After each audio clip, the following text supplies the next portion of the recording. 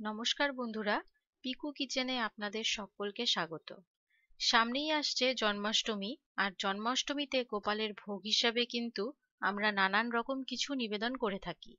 তাই আমি আজকে আপনাদের সঙ্গে শেয়ার করব সুজির রাজভোগের রেসিপি। তাহলে দেখে নেওয়া যাক আমি কিভাবে সুজির রাজভোগ বানিয়ে থাকি।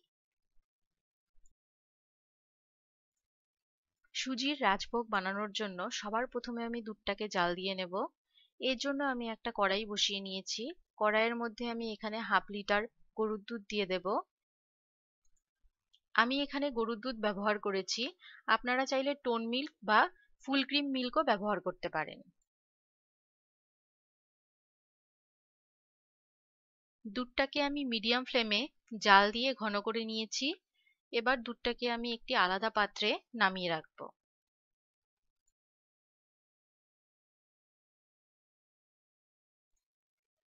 এখানে আমি একটা কড়াই বসিয়ে নিয়েছি। কড়াইয়ের মধ্যে 1 টেবিল চামচ ঘি দিয়ে দিচ্ছি।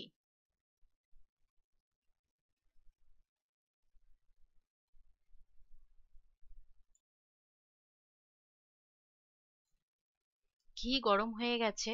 এখন এর মধ্যে আমি কাজু বাদাম আর কিশমিশ দিয়ে দিচ্ছি। কাজু বাদাম আর কিশমিশটাকে আমি ঘিয়ের সঙ্গে ভালো করে একটু ভেজে নেব। কাজু বাদাম আর কিশমিশ ভাজা হয়ে গেছে। এবার ওই একই ঘিয়ের মধ্যে আমি 150 গ্রাম সুজি দিয়ে দেব। সুজিটাকে আমি লো ফ্লেমে ভেজে নেব। সুজিটা যখন একটু ঝরঝরে হয়ে যাবে তখন এর মধ্যে 2 টুকরো দারচিনি আর 2টো ফাটিয়ে নেওয়া এলাচ দিয়ে সুজির সঙ্গে আমি খুব ভালো করে আবারও একটু ভেজে নেব।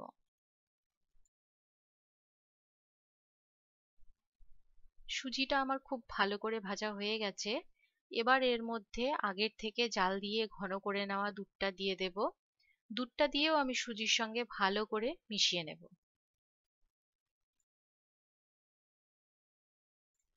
দুধটাকে সুজির সঙ্গে খুব ভালো করে মিশিয়ে নিয়েছি। এখন আমি সুজিটাকে 5 মিনিটের জন্য লো ফ্লেমে ঢেকে দিয়ে রাখবো। সুজিটা অনেকটাই ঘন হয়ে এসছে। এবার এর মধ্যে আমি পরিমাণ মতো চিনি দিয়ে দেব। আর দিয়ে দেব আগের থেকে ভেজে রাখা কাজু আর কিশমিশ। সবকিছুকে আমি ভালো করে মিশিয়ে নেব। আমাদের সুজির রাজভোগ একদম রেডি। আশা করছি আপনাদের ভালো লেগেছে রেসিপিটা। ভালো লাগলে লাইক, শেয়ার ও সাবস্ক্রাইব করার অনুরোধ রইল।